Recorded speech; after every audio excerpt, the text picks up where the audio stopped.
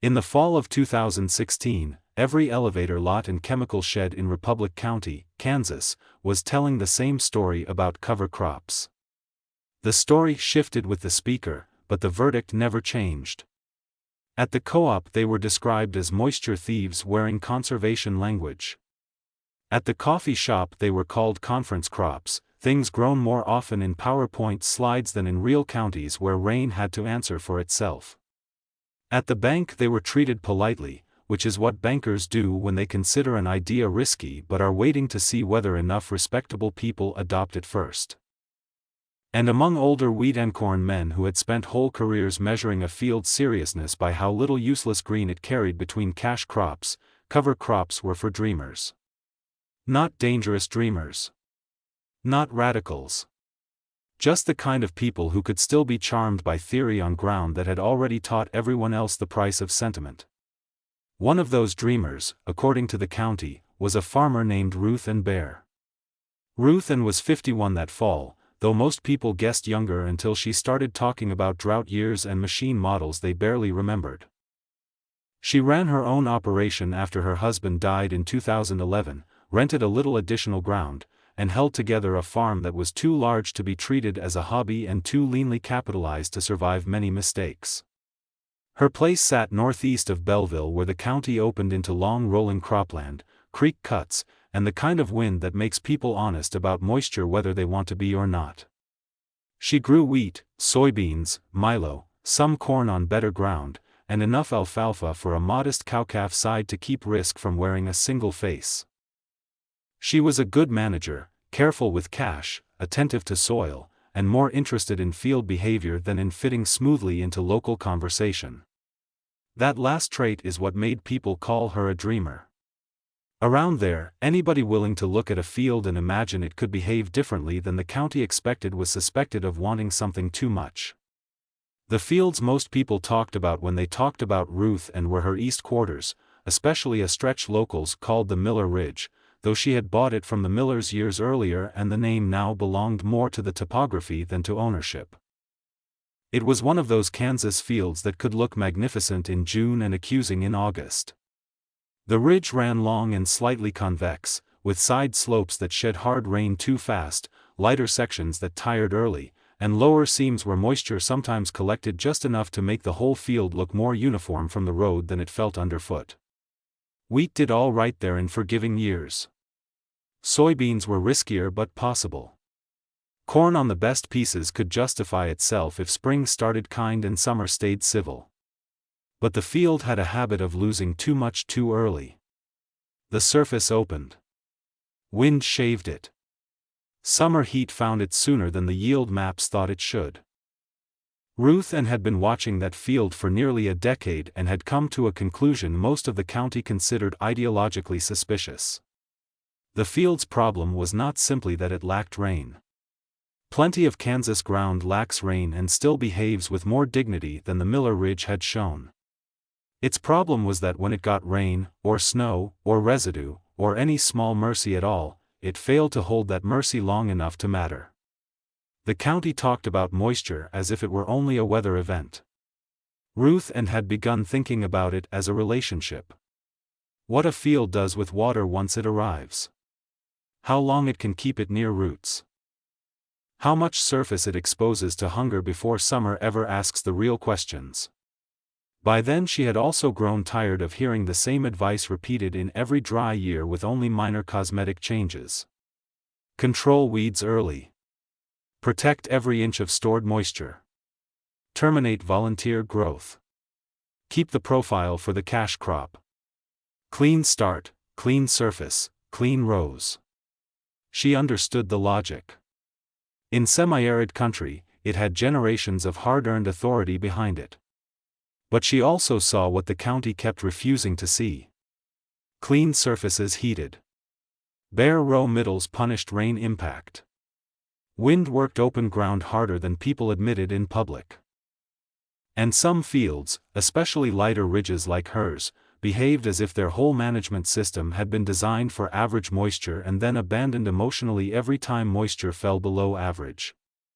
The year she became a dreamer in public was 2017. After wheat on the Miller Ridge, instead of leaving the field in the usual stubble silence until the next crop, Ruth and drilled a cover mix, sorghum Sudan at a modest rate, some oats, radish, turnip, and a little crimson clover because a seed lot was available cheaper than it should have been. She did not expect every species to matter equally. She expected roots, surface armor, biological roughness, and one more chance for the field to stop behaving like an argument she had inherited. The stand took unevenly, then well. Late summer moisture was just enough. By September the ridge looked alive in a way the county found aesthetically offensive. One morning at the elevator, a neighbor named Dwayne Mercer asked if she was raising salad on wheat ground now. Ruth said, trying to raise structure. Dwayne laughed because that sounded to him like seminar language. You can't eat structure. No, she said. But you can starve without it. That answer got repeated, but not with respect. The co-op agronomist most people trusted on moisture matters was a man named Scott Keeler. Scott had spent 20 years advising growers in north-central Kansas and was, in many ways, exactly what the county wanted in an expert. Knowledgeable, practical, skeptical of fashion, and especially dismissive of anything that seemed to import wetter state ideas into a county that knew better than conferences. He did not hate cover crops in the abstract. He hated them in places where he believed moisture budgets were too tight to indulge them. In his view, a farmer could maybe justify a narrow use case under grazing or erosion pressure, but broad adoption on crop acres in Republic County bordered on hopeful self-sabotage. When he came to look at Ruth and's cover field that October, he did not bother hiding his concern. "You're spending water here," he said. Ruth stood beside him at the field edge. "I'm spending some. I'm keeping some too. That's not how the profile works. That's not how the county talks about it." "Same thing?" Scott looked out over the stand, where late light was catching seed heads, broad leaves, and the kind of layered root-driven surface a clean stubble field never showed. "You've got biomass. Fine. But if we go into next year dry, this field's going to be the example everybody uses." She answered, "Maybe it ought to be." Scott shook his head as if she were being philosophical when she meant purely practical. He told her to terminate on time, maybe even early. Protect whatever moisture could still be conserved. Do not let the field dream itself into a dry spring. That phrase stuck with her because it revealed the whole county's suspicion. Dreaming, in their vocabulary, meant any biological complexity not immediately convertible into a cash ledger they already respected.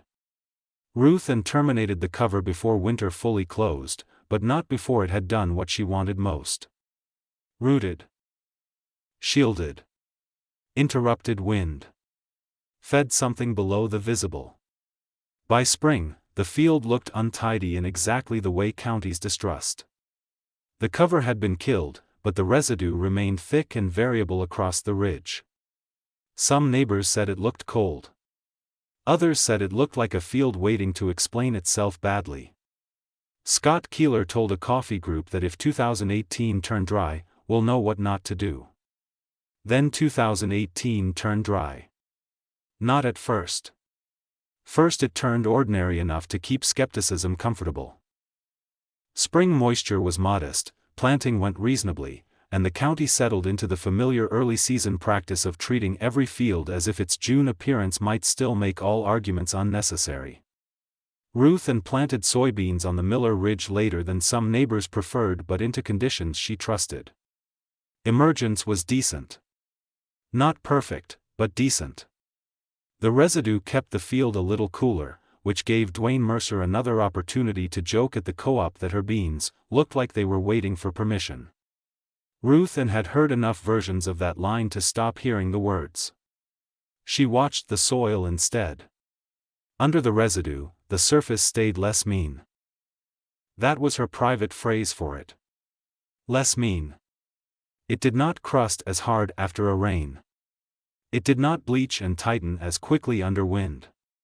It invited roots instead of daring them.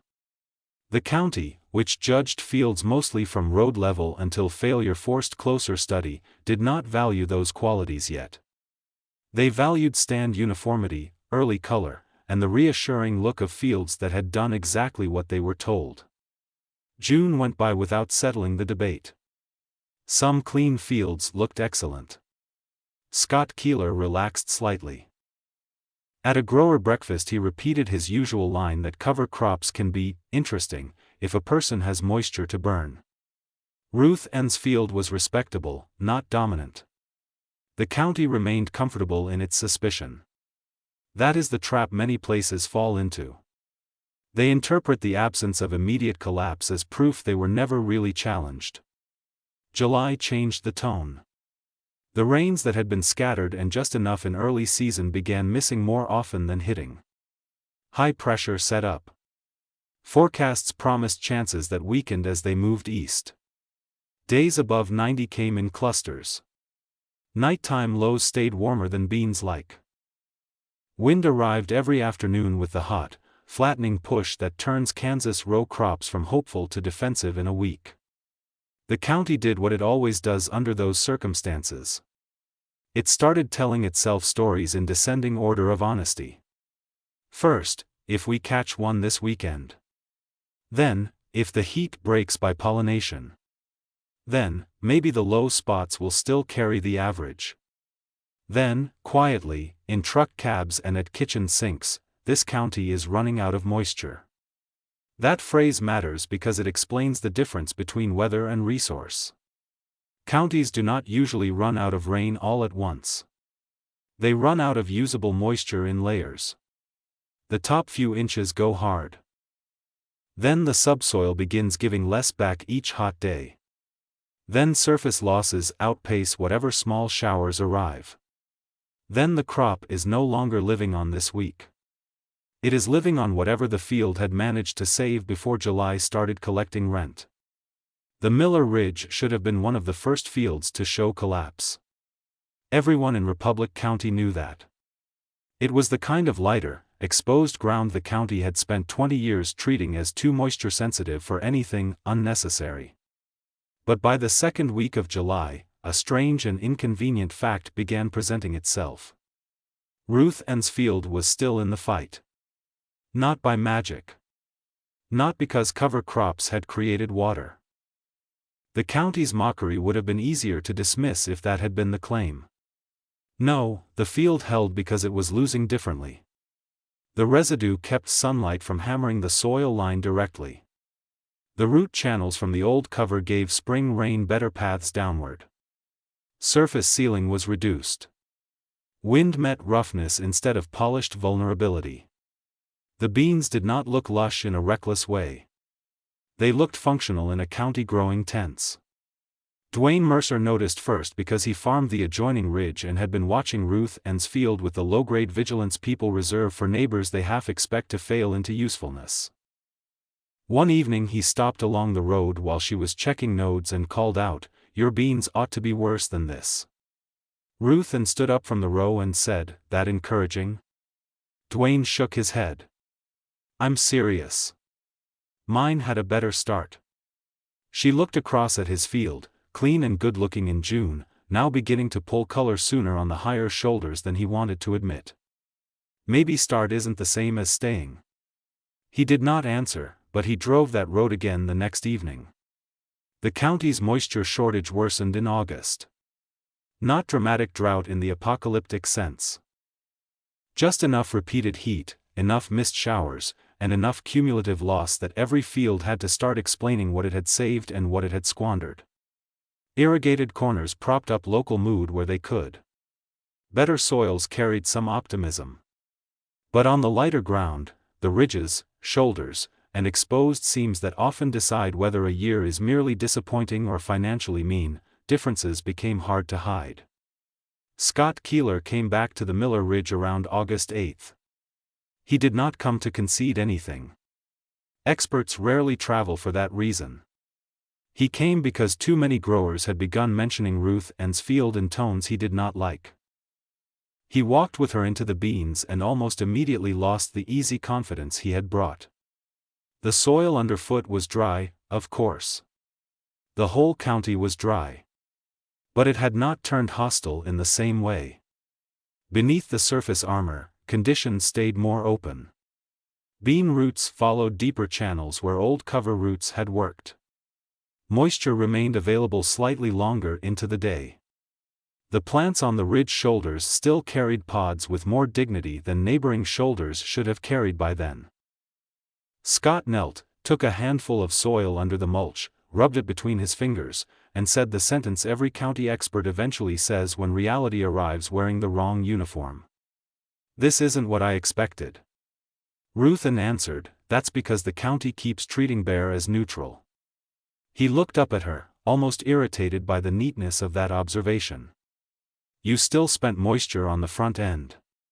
"Yes." "And you think you got it back?" "No," she said. "I think I kept more of what did come after." That was a harder argument to dismiss because it moved the question out of ideology and into timing. Scott had built his whole skepticism on the cost of transpired moisture during cover growth.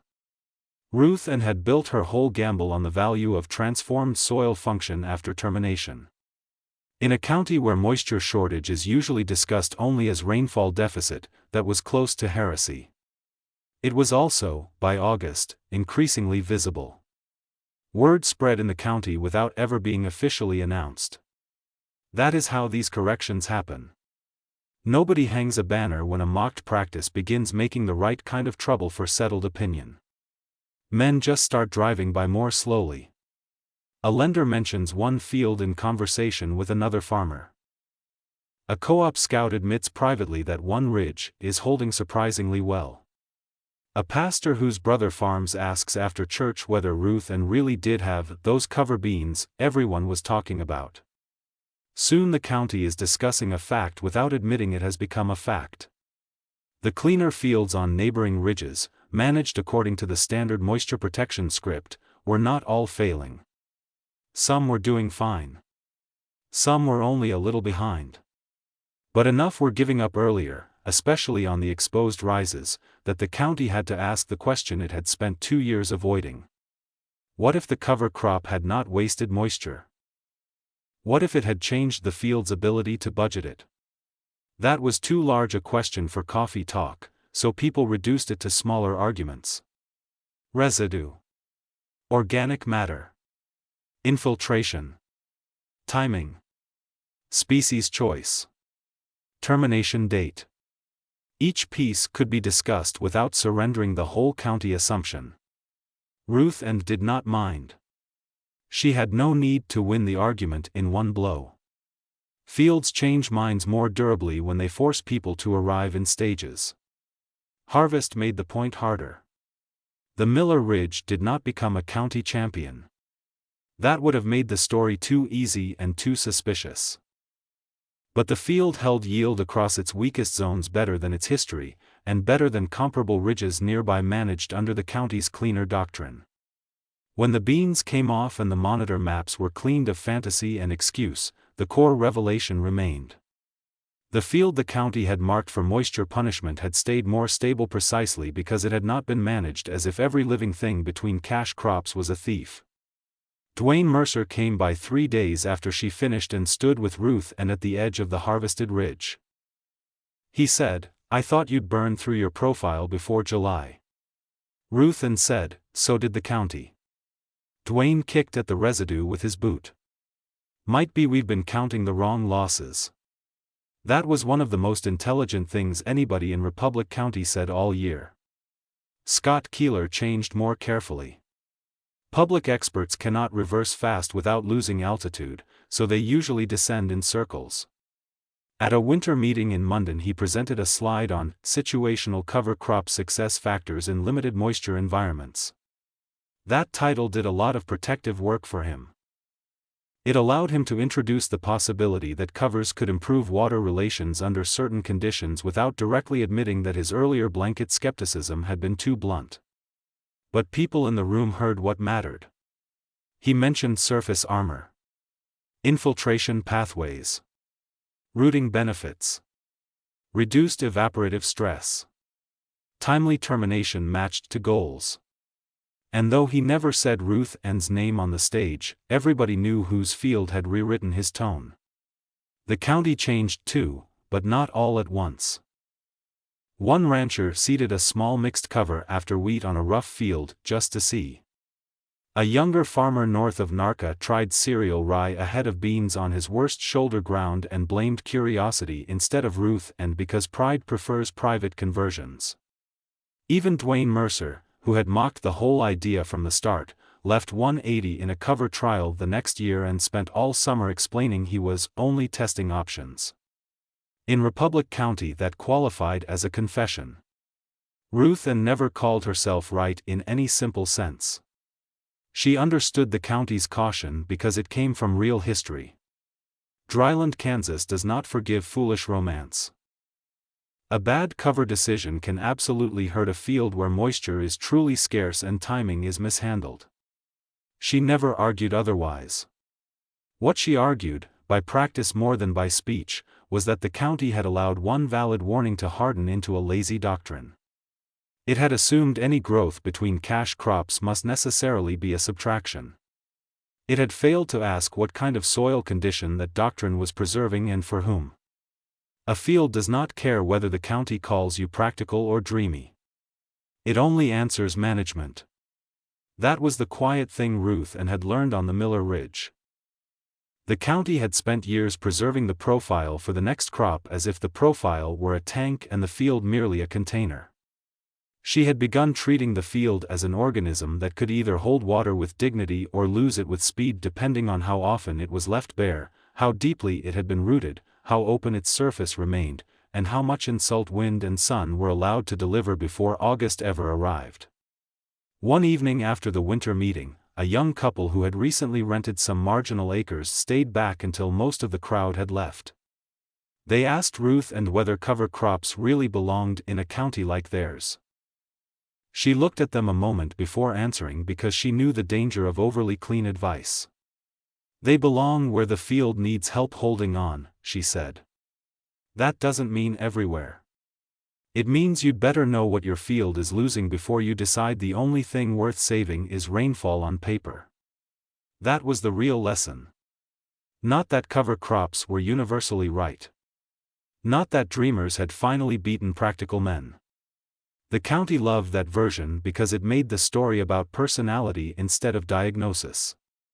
The real lesson was harder and better. Moisture shortage is not only about how little rain falls. It is about how quickly soil gives up what it gets. Republic County had spent so many years fearing the use of water by living covers that it had undercounted the uses of those covers after death: armor, roots, roughness, carbon, infiltration, shade, biological patience, and the slight but crucial slowing of loss.